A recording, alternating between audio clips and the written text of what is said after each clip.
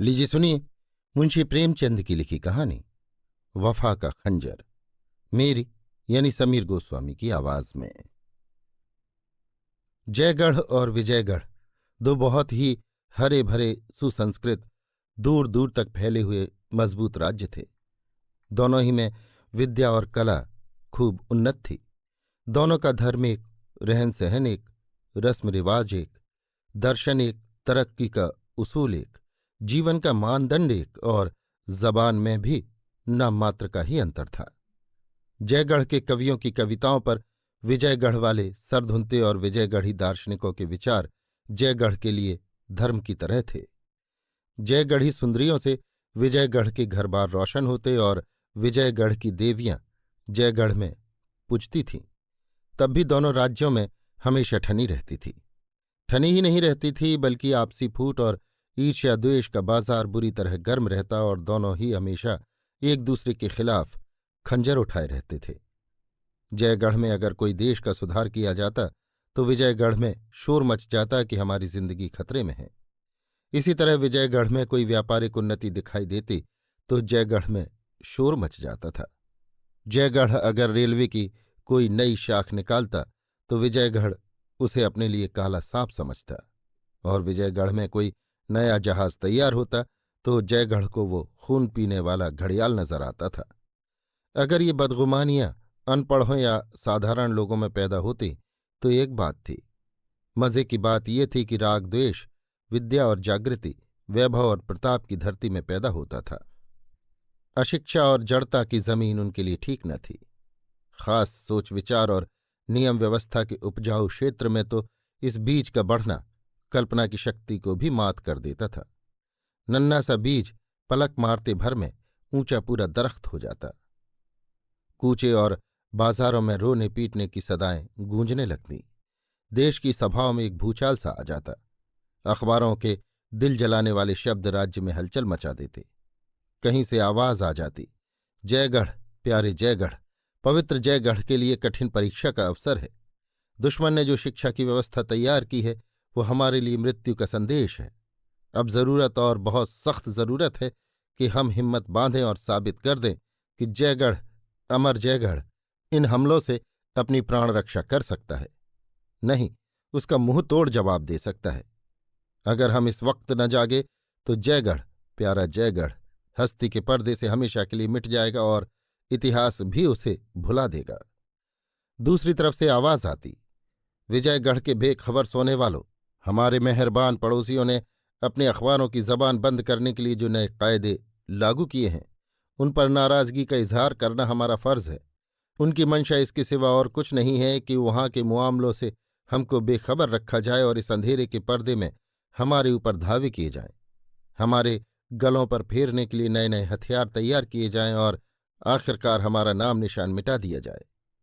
लेकिन हम अपने दोस्तों को जता देना अपना फर्ज समझते हैं कि अगर उन्हें शरारत के हथियारों की ईजाद में कमाल है तो हमें भी उनकी काट करने में कमाल है। अगर शैतान उनका मददगार है तो हमको भी ईश्वर की सहायता प्राप्त है, और अगर अब तक हमारे दोस्तों को मालूम नहीं है तो अब होना चाहिए कि ईश्वर की सहायता हमेशा शैतान को दबा देती है। जयगढ़ बाकमाल कलावंतों का अखाड़ा था। शीरीबाई इस अखाड़े की सब्ज परी थी। उसकी कला की दूर दूर ख्याति थी। वो संगीत की रानी थी जिसकी ड्योढ़ी पर बड़े बड़े नामवर आकर सर झुकाते थे। चारों तरफ विजय का डंका बजाकर उसने विजयगढ़ की ओर प्रस्थान किया, जिससे अब तक उसे अपनी प्रशंसा का कर न मिला था। उसके आते ही विजयगढ़ में एक इंकलाब सा हो गया। राग द्वेष और अनुचित गर्व हवा से उड़ने वाली सूखी पत्तियों की तरह तितर बितर हो गए। सौंदर्य और राग रंग के बाजार में धूल उड़ने लगी। थिएटरों और नृत्यशालाओं में वीरानी छा गई। ऐसा मालूम होता था कि जैसे सारी सृष्टि पर जादू छा गया है। शाम होते ही विजयगढ़ के धनी धोरी, जवान बूढ़े शीरीबाई की मजलिस की तरफ दौड़ते थे। सारा देश शीरी की भक्ति के नशे में डूब गया। विजयगढ़ के सचेत क्षेत्रों में देशवासियों के इस पागलपन से एक बेचैनी की हालत पैदा हुई। सिर्फ यही नहीं कि उनके देश की दौलत बर्बाद हो रही थी, बल्कि उनका राष्ट्रीय अभिमान और तेज भी धूल में मिला जाता था। जयगढ़ की एक मामूली नाचने वाली, चाहे वो कितनी ही मीठी अदाओं वाली क्यों न हो, विजयगढ़ के मनोरंजन का केंद्र बन जाए, ये बहुत बड़ा अन्याय था। आपस में मशविरे हुए और देश के पुरोहितों की तरफ से देश के मंत्रियों की सेवा में इस खास उद्देश्य से एक शिष्टमंडल उपस्थित हुआ। विजयगढ़ के आमोद प्रमोद के कर्ताओं की ओर से भी आवेदन पत्र पेश होने लगे। अखबारों ने राष्ट्रीय अपमान और दुर्भाग्य के तराने छेड़े। साधारण लोगों के हलकों में सवालों की बौछार होने लगी, यहां तक कि वजीर मजबूर हो गए। शीरीबाई के नाम शाही फरमान पहुंचा, चूंकि तुम्हारे रहने से देश में उपद्रव होने की आशंका है, इसलिए तुम फौरन विजयगढ़ से चली जाओ। मगर ये हुक्म अंतर्राष्ट्रीय संबंधों, आपसी इकरारनामे और सभ्यता के नियमों के सरासर खिलाफ था। जयगढ़ के राजदूत ने, जो विजयगढ़ में नियुक्त था, इस आदेश पर आपत्ति की और शीरीबाई ने आखिरकार उनको मानने से इनकार किया, क्योंकि इससे उसकी आज़ादी और खुददारी और उसके देश के अधिकारों और अभिमान पर चोट लगती थी। जयगढ़ के कूचे और बाजार खामोश थे, सैर की जगहें खाली, तफरीह और तमाशे बंद।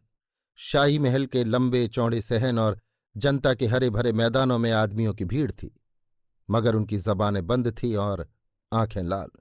चेहरे का भाव कठोर और शुद्ध, त्योरियां चढ़ी हुई, माथे पर शिकन, उमड़ी हुई काली घटा, डरावनी खामोश और बाढ़ को अपने दामन में छिपाए हुए।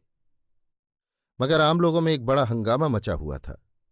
कोई सुलह का हामी था, कोई लड़ाई की मांग करता था, कोई समझौते की सलाह दिया करता था, कोई कहता था कि छानबीन करने के लिए कमीशन बैठाओ। मामला नाजुक था, मौका तंग, तो भी आपसी बहस मुबाहसों, बदगुमानियों और एक दूसरे पर हमलों का बाजार गर्म था। आधी रात गुजर गई, मगर कोई फैसला न हो सका। पूंजी की संगठित शक्ति, उसकी पहुंच और रौबदाब फैसले की जबान बंद किए हुए था। 3 पहर रात जा चुकी थी। हवा नींद से मतवाली होकर अंगड़ाइयां ले रही थी और दरख्तों की आंखें झपकी जाती थीं। आकाश के दीपक भी झलमलाने लगे थे। दरबारी कभी दीवारों की तरफ ताकते थे, कभी छत की तरफ, लेकिन कोई उपाय न सूझता था। अचानक बाहर से आवाज आई, युद्ध युद्ध। सारा शहर इस बुलंद नारे से गूंज उठा। दीवारों ने अपनी खामोश जबान से जवाब दिया, युद्ध युद्ध। ये अदृष्ट से आने वाली एक पुकार थी, जिसने उस ठहराव में हरकत पैदा कर दी थी। अब ठहरी हुई चीजों में खलबली पैदा हो गई। दरबारी गोया गफलत की नींद से चौंक पड़े, जैसे कोई भूली हुई बात याद आते ही उछल पड़े। युद्ध मंत्री सैयद अस्करी ने फरमाया, क्या अब भी लोगों को लड़ाई का ऐलान करने में हिचकिचाहट है? आम लोगों की जबान पर खुदा का हुक्म है और उसकी पुकार अभी आपके कानों में आई।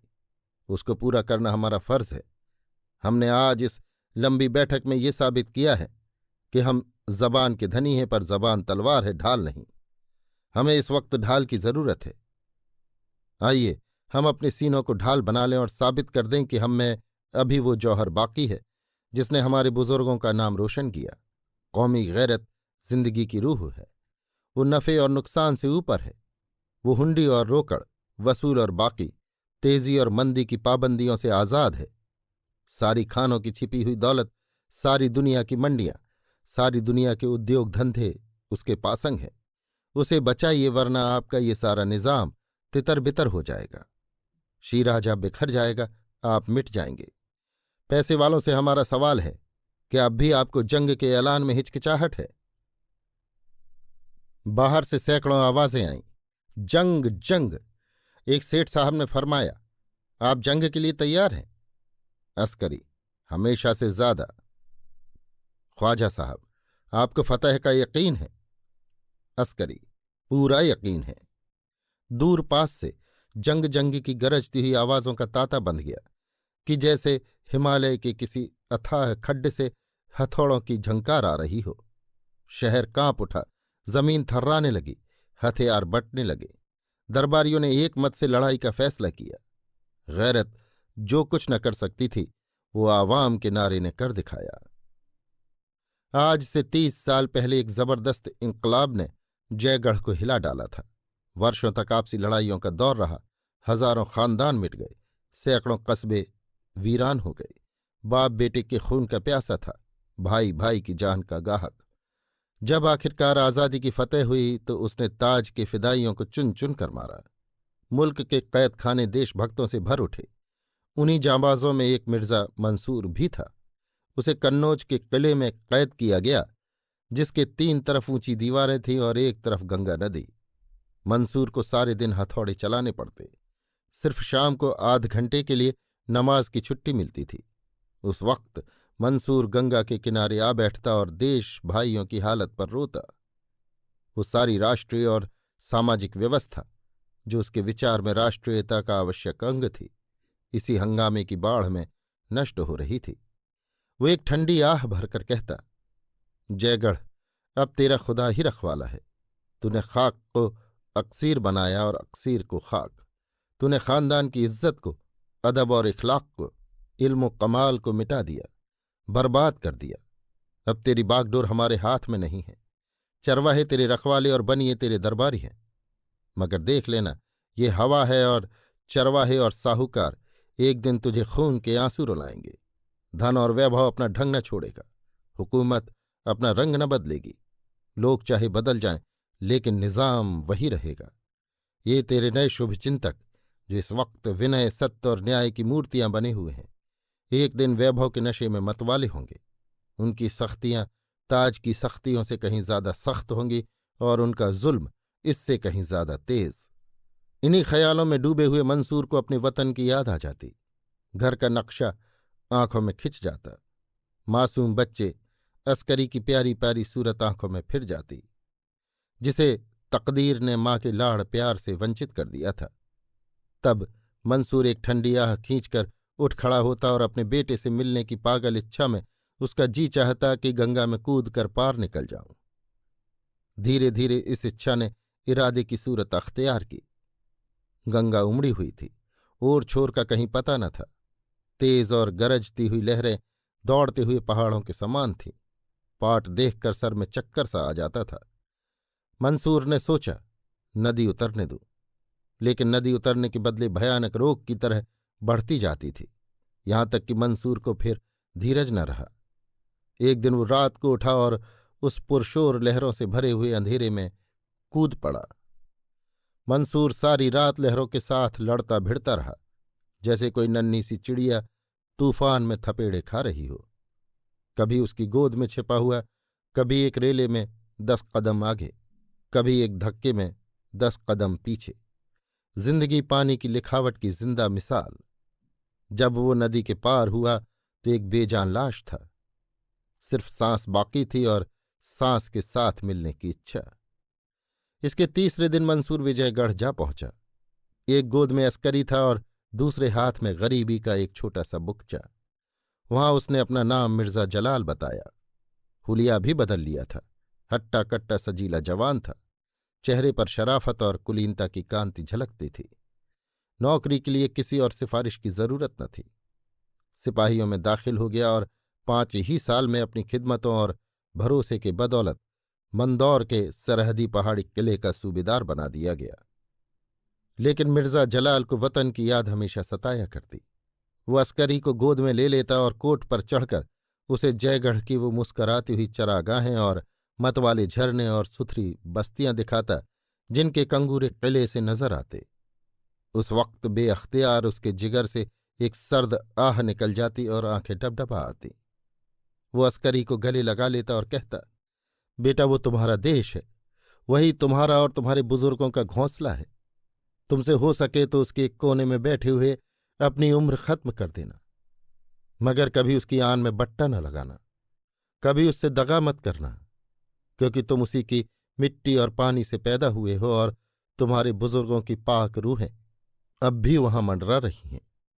इस तरह बचपने से ही अस्करी के दिल पर देश की सेवा और प्रेम अंकित हो गया था। वो जवान हुआ तो जयगढ़ पर जान देता था।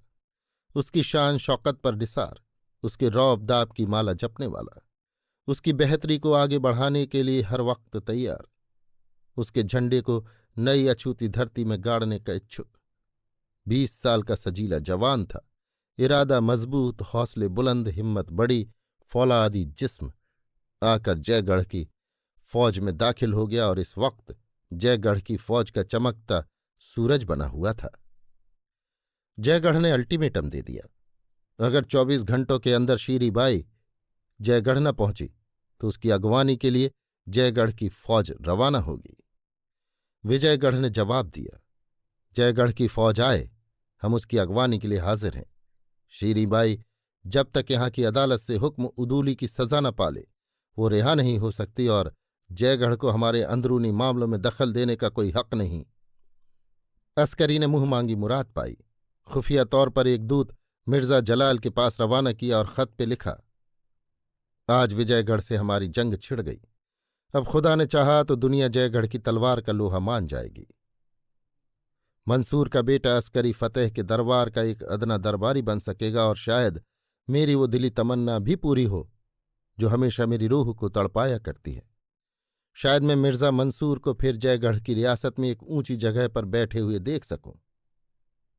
हम मंदौर से न बोलेंगे और आप भी हमें न छेड़िएगा, लेकिन अगर खुदा न खास्ता कोई मुसीबत आ ही पड़े तो आप मेरी ये मुहर जिस सिपाही या अफसर को दिखा देंगे वो आपकी इज्जत करेगा और आपको मेरे कैंप में पहुंचा देगा। मुझे यकीन है कि अगर जरूरत पड़े तो उस जयगढ़ के लिए जो आपके लिए इतना प्यारा है और उस अस्करी की खातिर जो आपके जिगर का टुकड़ा है, आप थोड़ी तकलीफ से, मुमकिन है वो रूहानी तकलीफ हो, दरेग न फरमाएंगे। इसके तीसरे दिन जयगढ़ की फौज ने विजयगढ़ पर हमला किया और मंदौर से 5 मील के फासले पर दोनों फौजों का मुकाबला हुआ। विजयगढ़ को अपने हवाई जहाज़ों, जहरीले गड्ढों और दूर तक मार करने वाली तोपों का घमंड था। जयगढ़ को अपनी फौज की बहादुरी, जीवट, समझदारी और बुद्धि का भरोसा। विजयगढ़ की फौज नियम और अनुशासन की गुलाम थी। जयगढ़ वाले जिम्मेदारी और तमीज के कायल। 1 महीने तक दिन रात मारकाट के मार्के होते रहे। हमेशा आग और गोलों और जहरीली हवाओं का तूफान उठा रहता। इंसान थक जाता था पर कलें अथक थीं। जयगढ़ियों के हौसले पस्त हो गए। बार बार हार पर हार खाई। अस्करी को मालूम हुआ कि जिम्मेदारी फतेह में चाहे करिश्मे कर दिखाए पर शिकस्त में मैदान हुक्म की पाबंदी ही के हाथ रहता है। जयगढ़ के अखबारों ने मंत्रियों पर हमले शुरू किए। अस्करी सारी कौम की लानत मलामत का निशाना बन गया। वही अस्करी जिस पर जयगढ़ फिदा होता था सबकी नजरों का कांटा हो गया।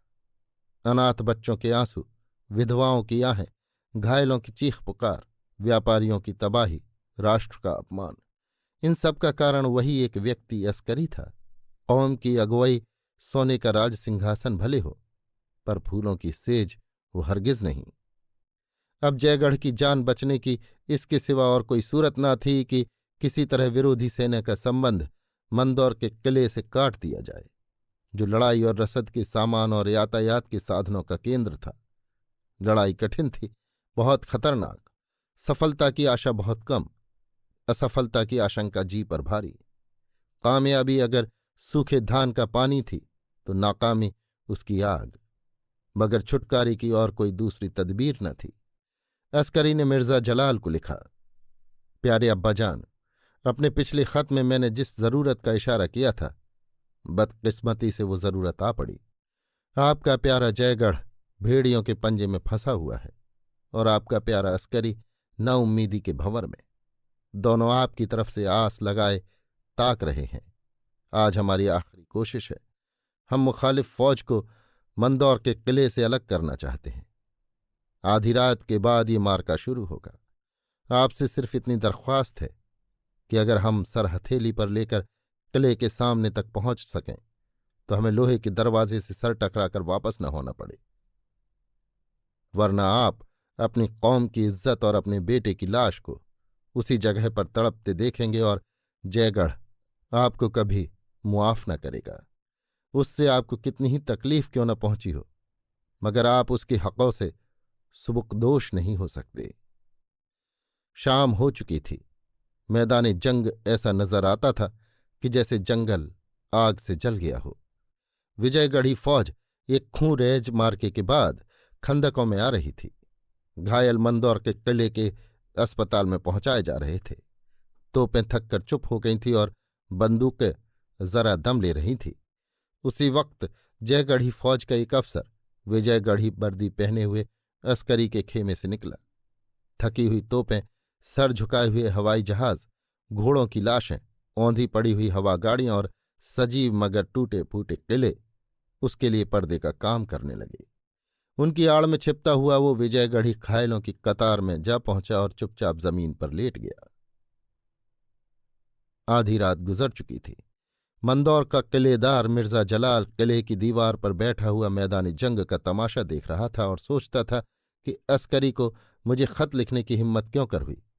उसे समझना चाहिए था कि जिस शख्स ने अपने उसूलों पर अपनी जिंदगी न्यौछावर कर दी, देश से निकाला गया और गुलामी की तौक गर्दन में डाला, वो अब अपनी जिंदगी के आखिरी दौर में ऐसा कोई काम न करेगा जिससे उसको बट्टा लगे, अपने उसूलों को न तोड़ेगा।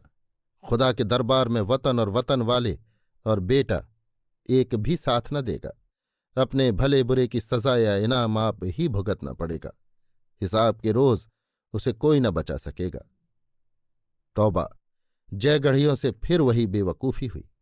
खामोखां गोलीबारी से दुश्मनों को खबर कर देने की क्या जरूरत थी। अब इधर से भी जवाब दिया जाएगा और हजारों जानें जाया होंगी।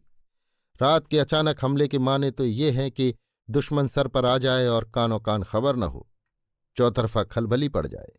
माना कि मौजूदा हालात में अपनी हरकतों को पोशीदा रखना मुश्किल है। इसका इलाज अंधेरे के खंदक से करना चाहिए था, मगर आज शायद उनकी गोलेबारी मामूल से ज्यादा तेज है। विजयगढ़ की कतारों और तमाम मोर्चेबंदियों को चीरकर बाजाहिर उनका यहां तक आना तो मुहाल मालूम होता था।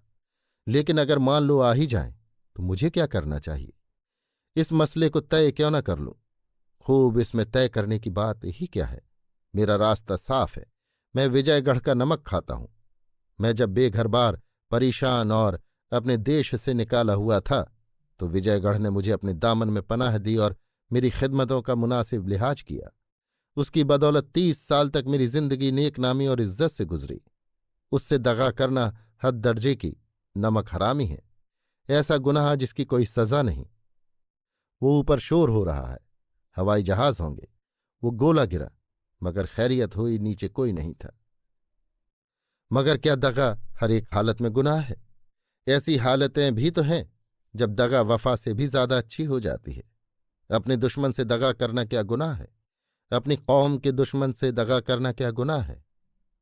कितने ही काम जो जाति हैसियत से ऐसे होते हैं कि उन्हें माफ नहीं किया जा सकता, कौमी हैसियत से नेक काम हो जाते हैं।